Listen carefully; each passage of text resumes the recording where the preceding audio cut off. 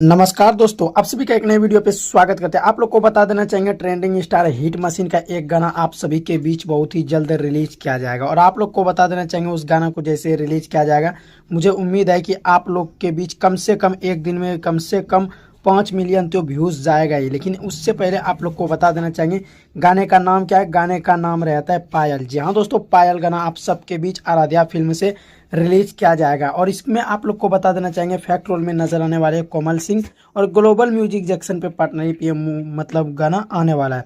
और आप लोग को बता देना चाहेंगे इस गाना का आखिर कब तक रिलीज किया जाएगा। इसको रिलीज किया जाएगा आराध्या फिल्म से आ रहा है बजेगा जबरदस्त गाना 12 अप्रैल 6:30 बजे। आप सभी के बीच आशीर्वाद और प्यार बनाए रखिएगा। जी हाँ दोस्तों, ये 12 तारीख को यानी कि 12 अप्रैल को रिलीज होने जा रहा है 6:30 बजे पायल गाना, जो कि इसका सिंगर है खेसारी लाल यादव और सिल्फी राज। यहीं पे बात कर लेते हैं इसका लिरिक्स आखिर कौन लिखते हैं इस गाने को।